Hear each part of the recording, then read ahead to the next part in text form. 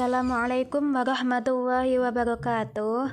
Nama saya Mazidah Syaratul Laili, NIM 1808066005 dari Pendidikan Fisika 5A.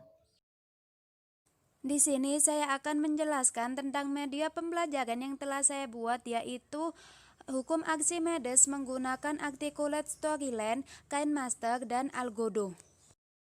Ini adalah tampilan media pembelajaran yang telah saya buat melalui aplikasi Articulate Storyline, di mana aplikasi ini itu sebagai media pembelajaran interaktif. Lalu diklik mulai, maka akan berjalan. Ini ada next. Next di sini itu ada pilihannya, ada materi dan juga ada evaluasi.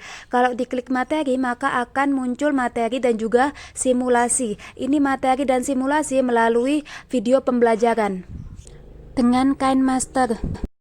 Hukum Archimedes ditemukan oleh ilmuwan Yunani yang bernama Archimedes, di mana hukum ini menjelaskan tentang hubungan gaya berat dan gaya ke atas pada suatu benda jika dimasukkan ke dalam air. Bunyi hukum Archimedes yaitu suatu benda yang dicelupkan sebagian atau seluruhnya ke dalam zat cair mengalami gaya ke atas yang besarnya sama dengan berat zat cair yang dipindahkan oleh benda tersebut. Sehingga besarnya gaya ke atas ialah Fa sama dengan Rho GV, di mana Rho merupakan massa jenis fluida, G merupakan gravitasi bumi, dan V merupakan volume. Ada 3 keadaan saat benda dicelupkan ke dalam air. Yang pertama yaitu benda tenggelam. Hal ini terjadi saat massa jenis zat cair lebih kecil daripada massa jenis benda, sehingga Fa kurang dari W.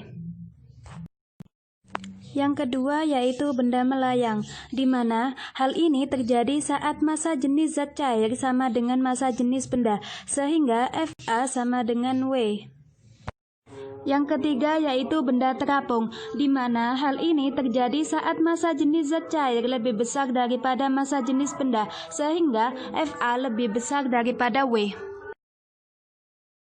Kemudian diklik tombol next, lalu pilih simulasi untuk melihat simulasi hukum Archimedes menggunakan Algodo. Selanjutnya, cara mensimulasikan hukum Archimedes menggunakan aplikasi Algodo. Check it out! Untuk mengaplikasikan simulasi tentang hukum Archimedes pada aplikasi ini, maka bola pertama diatur massa jenisnya sebesar 2 kg per meter kubik, bola kedua diatur massa jenisnya sebesar 1 kg per meter kubik, bola ketiga itu massa jenisnya diatur sebesar 0,40 kg per meter kubik. Sedangkan massa jenis air itu diatur sebesar 1 kg per meter kubik. Jadi massa jenis air pada wadah pertama, wadah kedua, dan juga wadah ketiga itu memiliki besar yang sama, yaitu sebesar 1 kg per meter kubik. Selanjutnya ditekan tombol play. Dari simulasi ini kita bisa mengetahui yang pertama yaitu pada bola pertama itu akan tenggelam karena massa jenis bola pertama lebih besar daripada massa jenis zat cair. Sedangkan pada bola kedua itu akan melayang karena massa jenis bola sama dengan massa jenis zat cair, yaitu sebesar 1 kg per meter kubik. Sedangkan pada bola ketiga itu akan terapung karena massa jenis bola ketiga lebih kecil daripada massa jenis zat cair. Sehingga dari simulasi ini, siswa dapat mengetahui tentang hukum Archimedes terkait dengan 3 keadaan saat benda dicelupkan ke dalam air. Selanjutnya diklik tombol next dan kembali ke menu utama, lalu pilih evaluasi untuk mengadakan penilaian. Lalu diklik tombol play, maka waktu untuk mengerjakan soal itu juga akan dimulai.